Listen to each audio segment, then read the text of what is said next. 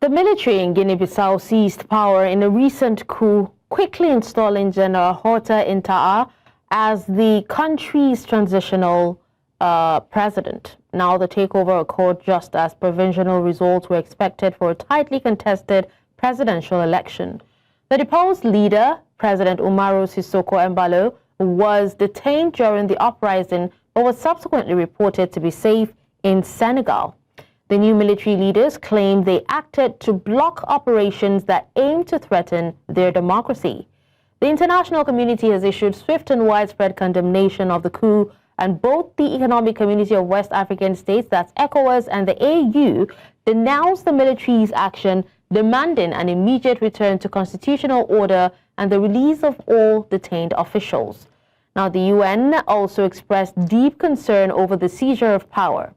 So regional leaders, including those from Nigeria and the wider Western African bloc, held an emergency virtual meeting to address the crisis in the coup-prone nation. Now, to discuss this, I'm joined by Dr. Abigale Mupambi. She's a global affairs analyst in Harare, Zimbabwe. Thank you so much, Dr. Mupambi, for joining us. Thank you so very much for having me. It's a pleasure. Now, let's hear your thoughts, because the army claims that they stepped in to stop a plot involving national drug lords. Is that a genuine reason, or is that just the standard cover story that Guinea-Bissau military always uses to justify a power grab? Oh, thank you so very much. The coup that we are witnessing in Guinea-Bissau is quite disturbing for Africa, it's disturbing for West Africa. But let's interrogate the background and what they are putting on the table as the justification. The General Horta Inta-A, they are claiming that they want to block state capture by the drug lords in the corridors of democracy and the electional transitional process. As you all know, that elections were, of course, ongoing. I think we need to interrogate the two ends to that claim. Remember, the United Nations, on the other hand, declared, of course, Guinea-Bissau a narco state. United Nations evaluated at one point and agreed that the Guinea-Bissau is being, of course, used so vulnerably as, of course, the place for illegal drug dealings by, of course, players from the South America and the Europe. The other hand is a bit justified. But what cannot be justified is a coup, the disturbance of the constitutional order. So I feel that at this juncture, as ECOWAS, as African Union per se, it is important to interrogate these claims, at the same time find actually ways through, of course, the powerhouse like Nigeria, like Senegal and others to mediate the process, because we cannot necessarily dismiss the claims right away. At the same time, we need to revisit the issue of the constitutional order in the country. All right. Yes. Yeah. So I'm told that Dr. Bakarr, Presidential Research Professor of Sociology, Northern Illinois University, has actually joined us as well. Thank you for joining us. Now, speak to us, because this coup happened right before we found out the election results. And some say that, you know, the military were simply trying to stop a specific opposition candidate from winning and taking power. Let's have your thoughts, Dr. Ba. Well, thank you very much again for having me. It's, I mean, those are like the normal, usual kind of suspects. Salem in the situation of itself, it's, it raises caution. I mean, the whole entire election and the political process there. It is true that, I mean, the general who is coming in is connected to the person who is leaving. So I think, yes, I mean, those creates kinds of, suspicions. but I'm not really too sure, I guess,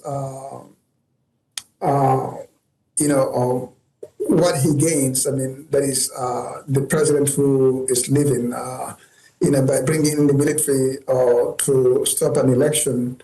I guess another counterpoint was that couldn't he have just actually declared himself the winner, which many other presidents in the region have actually done? And if so, why did he actually need to bring the military to actually kick him out for him, I guess, to come back later on and stay in power?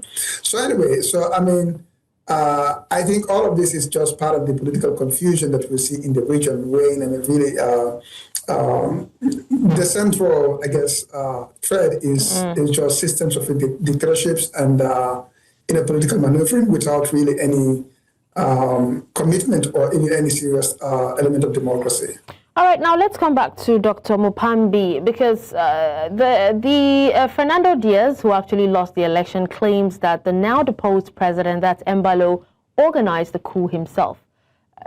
Do you share the same sentiment? Is it possible that the former president played a role in his own downfall to prevent a democratic, takeover?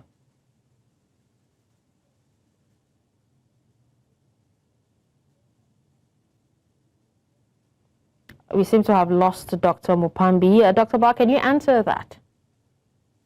Yeah, so again, as I was saying, I think, these are like typical things that we see through, in Guinea-Bissau. I mean, we have had this before, that is fabricated coups, and also in other countries in the region. But I guess my point really here is that, this may be true or not true. I mean, but I think the wider point is that all of this just speaks to a problem of lack of commitment to democracy, lack of proper processes, and more importantly, really a very problematic relation between the military and civilians. By problematic, what I mean is that they are in cahoots or they're in bed, together. So you don't actually have, a clear, a professional line between military and politicians when, you have a constitutional order. So essentially, you do have a situation where, the military and those in power are actually, connive. But again, the primary issue really is that I don't really see too much of what really he gains. That is the president who has left, what he gains by this. I mean, he could have actually simply just declared himself a winner through the Electoral Commission, which again many other African presidents in the region have actually done, and and those things have been done before in Guinea-Bissau, so that could have been another part. All right, now, the ECOWAS called this a grave violation, right?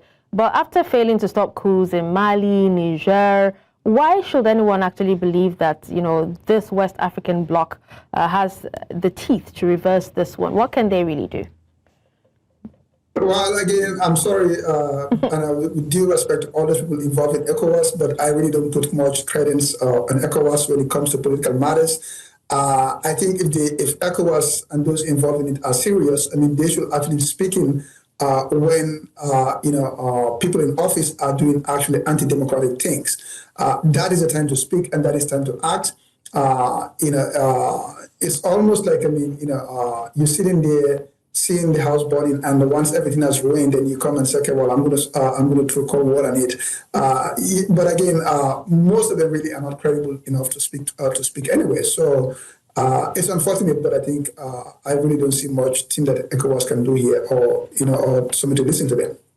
Okay. Now, just before we let you go quickly, is there any realistic way to actually find out that the results of the November 23rd election would be published? Will it ever be published or even legally recognized after the military has tried to disrupt this democratic process? Let's hear from you, Dr. Mupambi. Yeah. I don't think so. Again, because I think we have to understand, I mean, when you have, elections or formal kind of,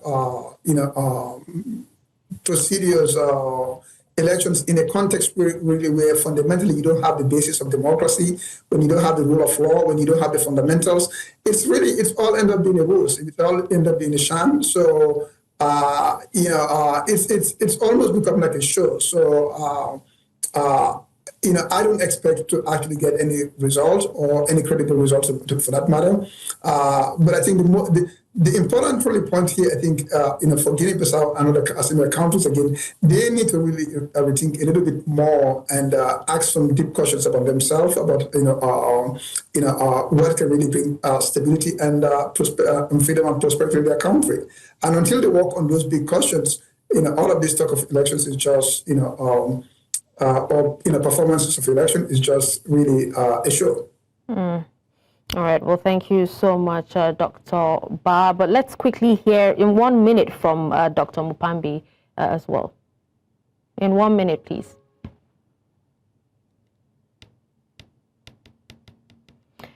All right. It seems Dr. Mupambi is gone, but thank you so much, Dr. Abigale Mupambi, Global Affairs Analyst, and Dr. Abubakar Ba, Presidential Research Professor of Sociology, for joining us and speaking on this.